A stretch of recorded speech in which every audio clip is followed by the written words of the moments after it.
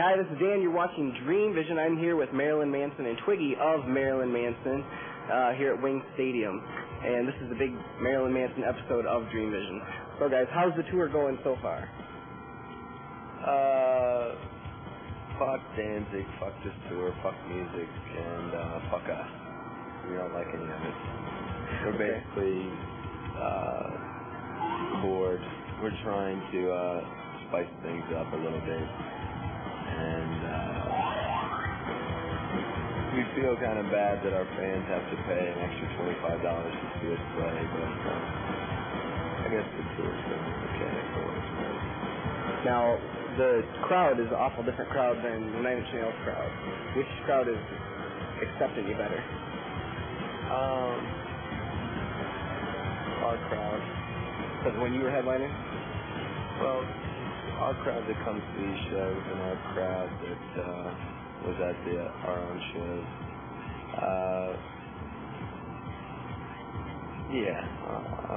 I don't know if there is any other crowd at these shows. There's a few inbred people that come out that will chant Danzig, but other than that. Yeah, I like the local security guys. They all want to kick my ass every night for spitting on them. So tonight I think we're going to try and get everyone to spit on me, and have to hit the security guards in the process. So after this, how long is this tour going on for? Maybe till tonight if we get kicked off. We keep trying every night, but it hasn't worked yet. It's scheduled until the 14th of May or something like that. And then after that, another big tour? Europe and another summer tour. We're not sure when yet. With you guys headlining?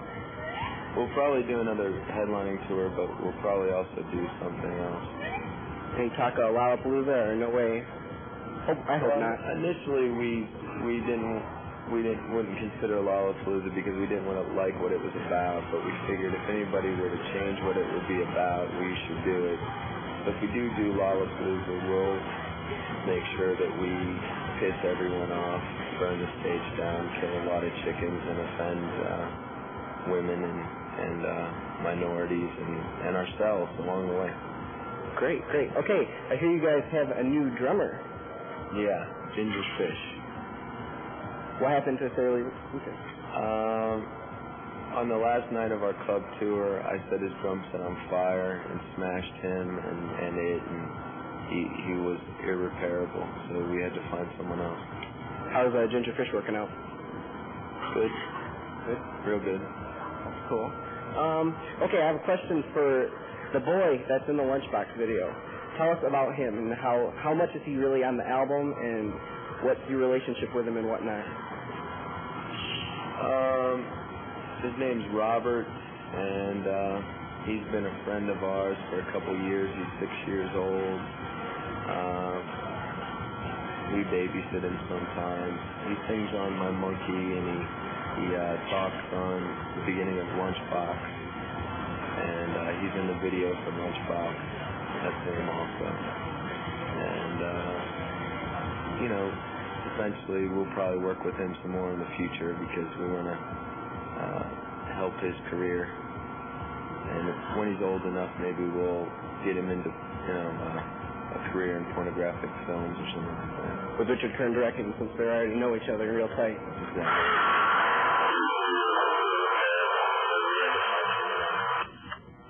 Okay, down in the park. Has John Carpenter said anything about the Prince of Darkness stuff? What Prince of Darkness stuff? What Prince of Darkness stuff? Okay. No, you haven't got any feedback from John Carpenter at all? Or? No. How about Gary Numan? Well, he gets royalties for doing covering and stuff. Have you heard good, bad from him otherwise? We haven't heard from him. I know he's making a new record, though. We've always liked that song. It was originally in the movie Times Square. Destructive, kids breaking TVs and telling their parents and stuff. The new stuff, what's new for you guys? What's in the near future? Are you recording anything, more singles or videos? We're doing a video for Dope Hats at the end of the month. We're recording Sweet Dreams. It's going to be a B-side. And we're working on our new album on the side. Probably record that in October or something like that. Well, that's cool. We're waiting for it. Okay, now, the rumors about Traci Lords and you. Would you care to comment? Whatever may have happened is over, if anything did happen, because I haven't talked to her since nothing happened in the first place. Okay, well, Whatever. The second article kind of led you to believe otherwise, and then in the details article with her, there was no mention of anything, so... Yeah, she was probably ashamed of the things that we did together, if we did anything. But okay, when you guys were on Headbangers Ball, are you friends with Ricky Rackman, or is he just a dick? Because it was like he kept cutting you off, and was just, I don't know, just kind of rude, and it seemed like he really wasn't into you, knew nothing about what you guys were about or anything. decided to turn into a real band and kind of found everybody. And what kind of scene were you playing for? I mean, every type of music, like, you know, when you start off, you go after a certain scene, whether it be like a metal or a punk or a goth or whatever. I mean, was there a certain thing that you were looking for? You just kind of just went and pissed whoever off? And it was, I guess it had its roots in metal and punk and industrial. It started out, you know, sort of industrial and sort of branched off into what it's now, which is kind of hard rock, but with all those other aspects. Okay. We're going to come back and talk to Marilyn Manson and meet all the other guys in the band. What was up with that? Oh, did he spend the night with you? We didn't know him when we met him, and I think he probably was a dick, but later, you know, we got to know him. He was okay. What about with Donahue? The Donahue show was kind of... I was all excited because you guys were on. You ended up only being on for about 10 minutes. And then, even worse then, getting cut off with everything you had to say. Was that they told us that it was about ritual child abuse, and then it was about slam dancing. We were going to go on there and talk about ritual child abuse. But Donahue wears a wig. I think so. Who needs to get wigs like yours? I've heard that he's impotent. And I think that may have played a strong part in our relationship on the show, because Twiggy himself was displaying certain masculine traits that may have made Donahue feel inferior. Poor guy. A lot of people don't know a whole hell of a lot about you, so tell me the story of your band. I mean, okay. What are you all about, basically? Well, a little biography of the band. Marilyn Manson started about 4 years ago. I spent a lot of time watching talk shows,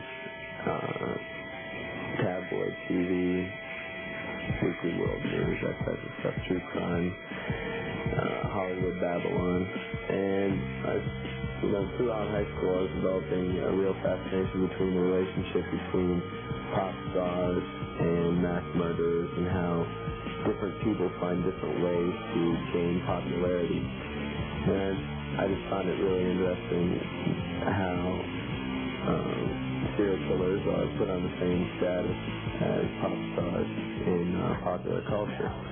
And Marilyn Monroe and Charles Manson were the two main characters that stuck out in my mind from the 60s. And I thought putting those two together would be an interesting dichotomy between positive and negative, male and female, creating this gray area that really transcended sexuality and morals and everything else. So putting those two together, that was a name that I wanted to represent myself with, something that would reflect what I was writing about lyrically. And I met our guitar player, who took on the identity of Daisy Berkowitz, and we began writing songs together, and that was the birth of Marilyn Manson about 4 years ago.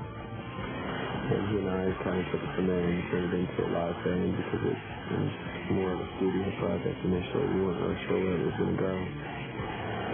And from there, the rest of the band members followed suit by taking on names of popular female icons with Sara Lee, Daisy Berkowitz on guitar, Madonna Wayne Gacy on keyboards, Sara Lee Lucas on drums, and Twiggy Ramirez played bass. And in choosing those names, there's two levels to that. In one way, we were making a mockery of the fact that the entertainment industry is so fake, and that even Marilyn Monroe wasn't her real name. Of course, her real name was Norman Dean. So we're mocking that in one sense. It's kind of my sarcastic jab at society. And on another level, it's kind of coming into a new belief, as in like a lot of religions and cults, people often take on new identities to signify their change in lifestyle. And I think, we were all moving into a new lifestyle, or at least formally accepting this lifestyle that we, had always wanted to be a part of. And so we put that new name.